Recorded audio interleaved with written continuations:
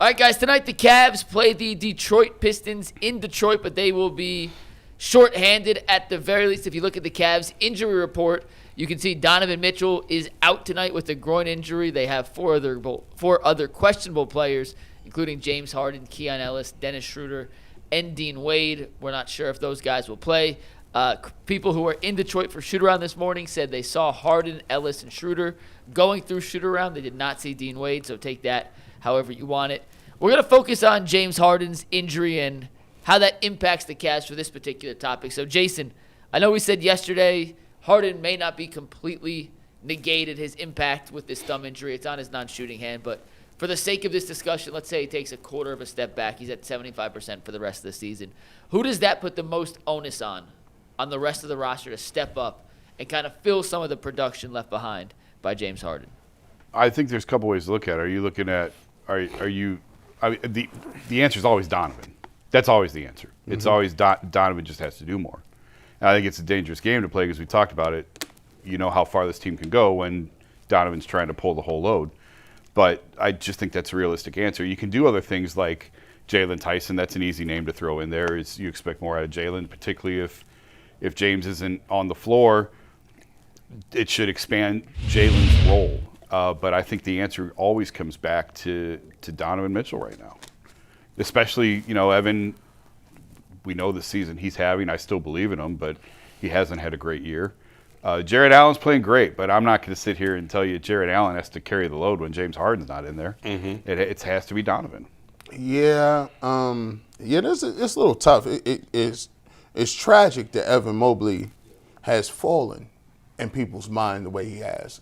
Even if you watch him, I just, sometimes I just look at it and say, I don't know where I would see him in a game where he's the focal point and he's supposed to step up. Like I just don't trust it. Yeah. So this would be the obvious move. This is the obvious person, right? Is Donovan's down, and that's the idea of the core four. The core four is, hey, we got four guys. If we miss one, we got other guys in the pipeline that's going to step up and do something. And it just seems like Evan Mobley's stuff, his offense is sporadic. We've talked about the rebounding and stuff. To be honest with you, offensively, I've been more impressed with Jarrett Allen's offensive game. I just think his little post shot in the paint, I thought he played very well against the Knicks. He's more of a finisher down low. So to me, the obvious choice should be Evan Mobley, but I'm gonna go off the beaten trail a little bit. I like what Dennis Schroeder has been doing. I like what Schroeder's been doing. He's been he's been very surprising. He's always annoyed me as a guy.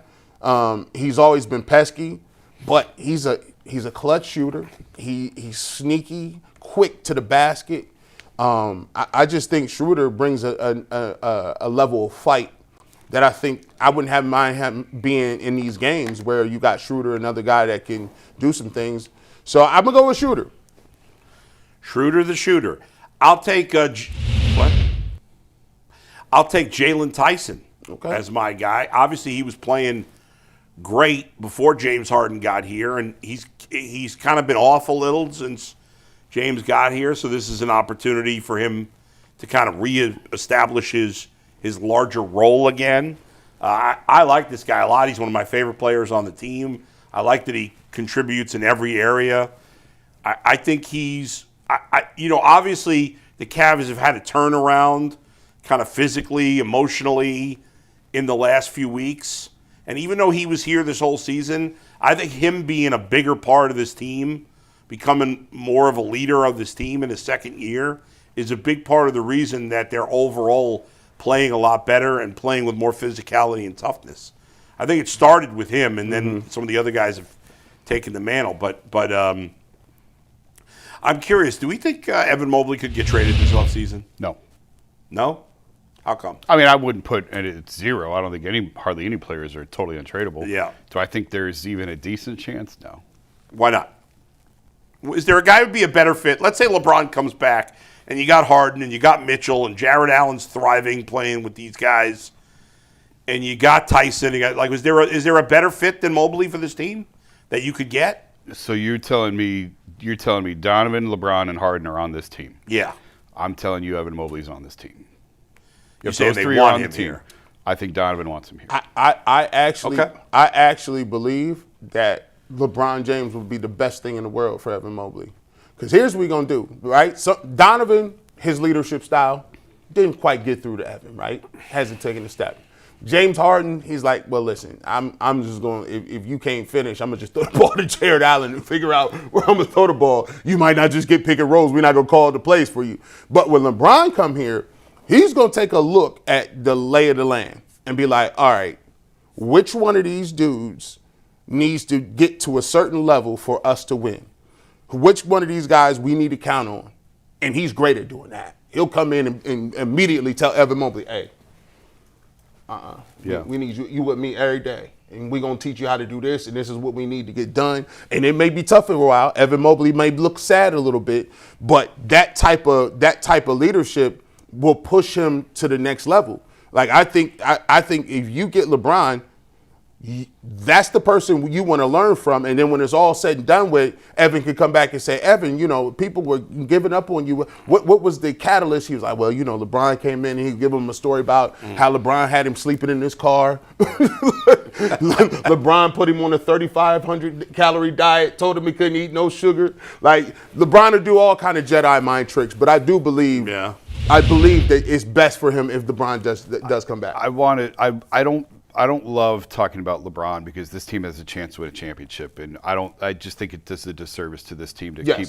But since we went there and since we talked about it, the thing that Tristan told me LeBron was really good at, and I don't know how it would be, but if they don't win it this year, what LeBron was really good at with young guys when he came back the first time was he told them, like, shut up and listen, do everything I tell you to say, and we're going to win. And that's exactly what they did. That's what he told Kyrie. It's what he told Tristan. That's what he told all of them. Like, do what I tell you to do, and we will win.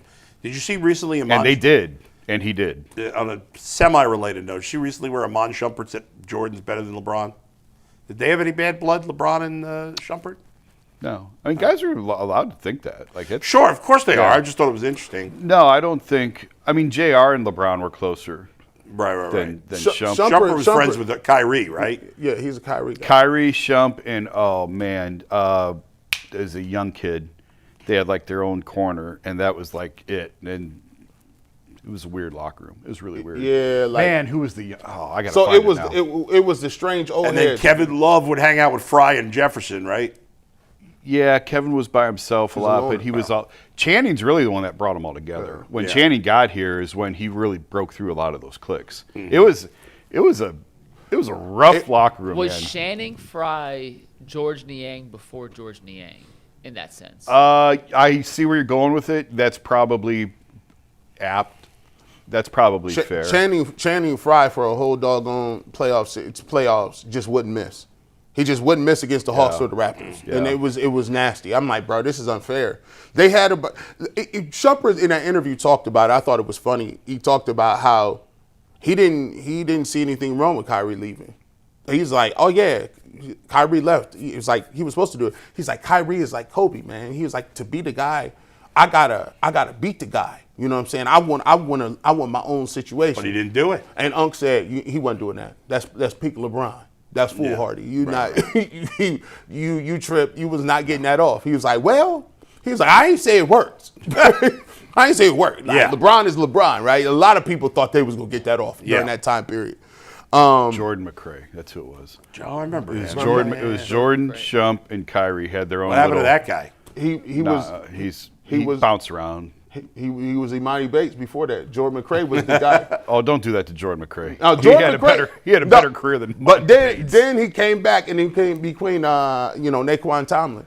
It's just, all right. The Cavs always get one of them dudes. Jordan McRae, we thought like he was the first summer league darling. I'm like, oh, Jordan McRae. Yeah, he get you 30. He had a game like they sat everybody last game of the season.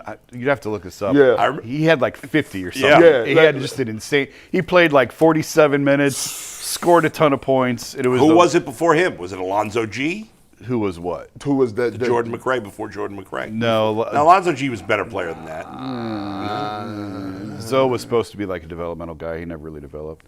But to the Channing point, Channing was the one who like texted. It was dinner time, and he's like, "No, we ain't doing. Like, we're going to get. Like, come on, let's go." Like, and he's the one that brought the Kyrie Shump trio in with Kevin and RJ and LeBron and them, and he's the one that put it all together.